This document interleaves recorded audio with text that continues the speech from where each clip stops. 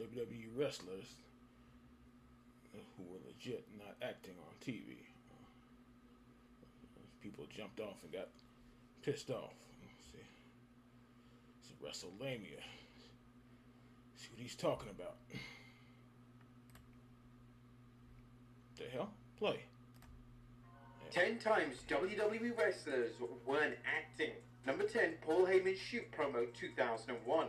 Paul Heyman is regarded by many as one of the greatest talkers in wrestling history. And in late 2001, Heyman delivered a massive promo that according to Heyman was completely unscripted. Heyman cut a promo on Vince McMahon leading up to the Survivor Series event, and the promo had intensity, it had passion, and it was Heyman at his very best. The promo laid into McMahon and everything McMahon stood for, and whilst it once again reminded the world just how incredible Heyman was, the promo did its job as it led to a surge of interest in the upcoming Survivor Series pay-per-view event. Oh, the Alliance. Speaking about the legendary promo in an appearance with Inside the Ropes, the WWE Hall of Famer stated, "To his credit, I'll give him a ton of credit. I went up to Vince halfway through the day and said, 'Do you even know some of the shots I'm going to say to you?' And he goes, 'Nope, draw me money.' 'Okay, are you going to say anything back to me?' 'Nope, just draw me money.' Heyman continued saying, 'So we're in Gorilla, and I was about to go out to cut the promo, and I looked over at Vince, who was eating a protein bar, and said, "You sure you don't want to know any of the shit I'm going to say here? Some of this shit is really heavy. Will it draw me money? It'll get a lot of attention, Vince, that I promise you. It's the go-home show, god damn it, bring it. Yes, sir, Captain, on my way.'" Number 9, a precursor to the Attitude Era. In late 1995, WWE was still very much struggling as a promotion. They had yet to find their groove despite having names such as Bret Hart, The Undertaker, and Shawn Michaels on their roster. In an new generation era. Following the 1995 Survivor Series event, Diesel cut arguably the greatest promo of his career. And although the WWE product wasn't ready for this type of promo, it was a precursor to the themes of the Attitude Era. Diesel had just lost the WWE title to Bret Hart, and Diesel appeared in street clothes on Raw and delivered a shoot promo that allowed Diesel to incorporate his real-life feelings into his words. Diesel would discuss how the WWE title loss impacted him, and would discuss how he was a corporate puppet created by Vince McMahon. This was one of the first times that McMahon, being the owner of the company, was directly mentioned on TV. It was superb work from Diesel, and it's without question one of the more underrated shoot promos that a WWE talent has ever delivered.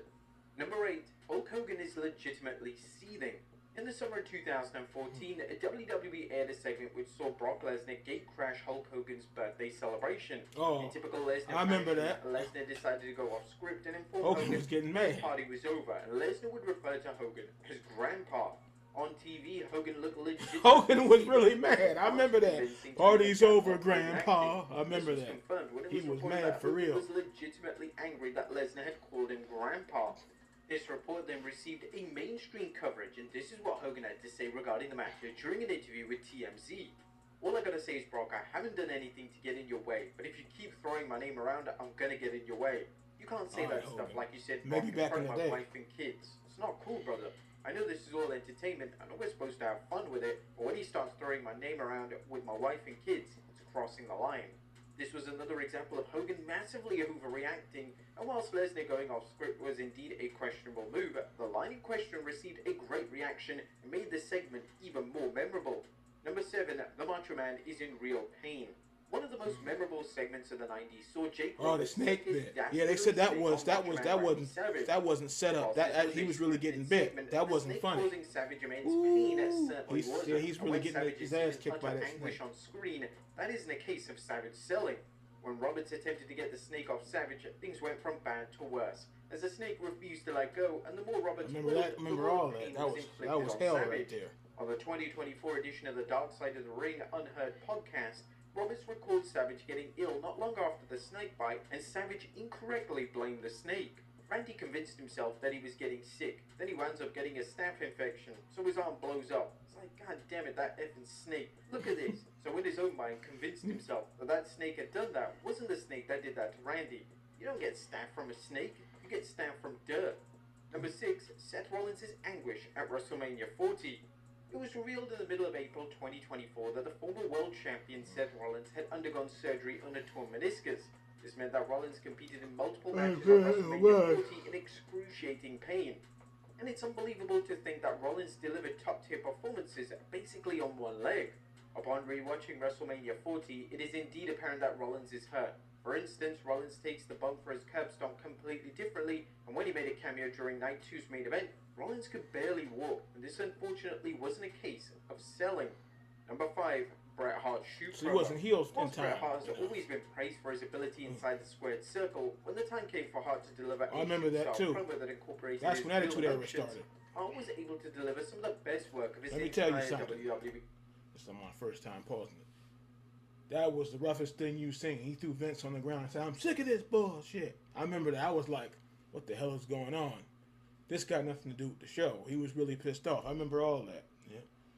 Cussing like a dog. That was something. Tenure. Look at here. I want you to take me to the future. Whatever. This is Shit. Tenure. Take, for instance, when Hart cut a shoot promo on Vince McMahon on Raw in '97. Hart expressed his true feelings, and it was a case of Hart blurring the lines of reality, as a lot of what Hart stated was actually how he was feeling during this specific time. A lot of fans and wrestling historians class the aforementioned promo from March of '97 as the unofficial start of the Attitude Era.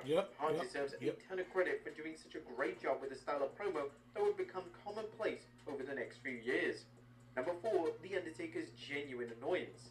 At one stage, The Undertaker versus Goldberg was a he was pissed off. match. I remember When that. the match took place in 2019, the match resulted in one of the most shambolic pay-per-view matches in WWE history.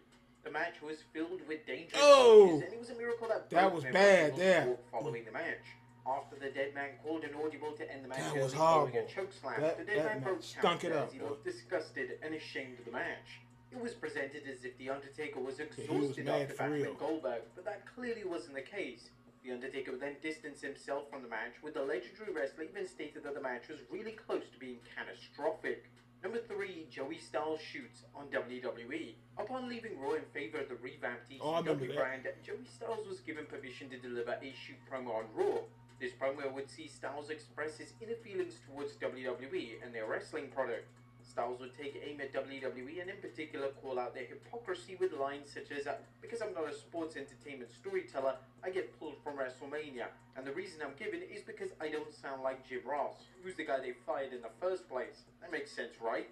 This was one of the most memorable shoot promos of the Ruthless Aggression era, and whilst it was scripted, it did bring some issues to the surface regarding WWE and the way they run their company. Number 2, The Miz snaps on Talking Smack.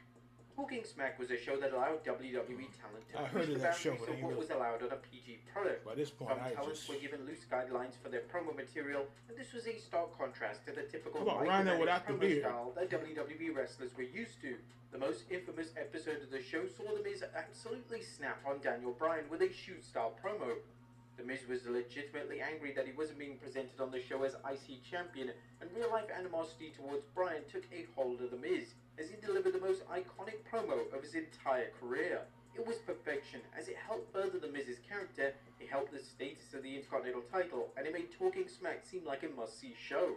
And number 1, Paul Heyman goes the extra mile. To build towards the 2018 SummerSlam event, WWE booked a storyline that saw Brock Lesnar seemingly turn on his real-life friend. I think this is it, but I'm surprised that they didn't put the one up there where he I think it was the ECW reunion or One Night Stand returns or whatever you call it. He said something like only reason what's name got that belt because Triple H don't like to work on a Tuesday or something like that. I'm surprised they didn't put that there. That was something there. Paul Heyman. You don't want to work on Tuesday.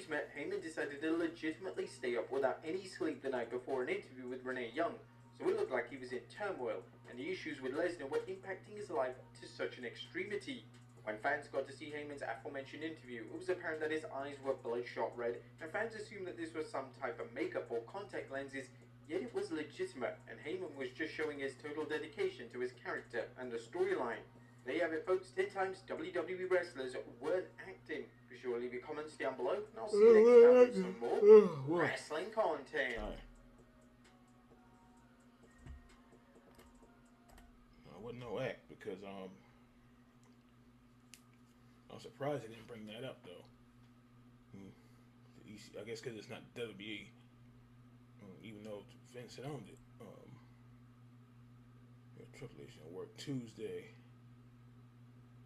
and then mixing the Matt and Jeff, or not Matt and Jeff, Matt and Edge storyline. They were bringing up a lot of stuff on that in the story. It was for real. And then picking at Jeff Hardy because he had his past problems. So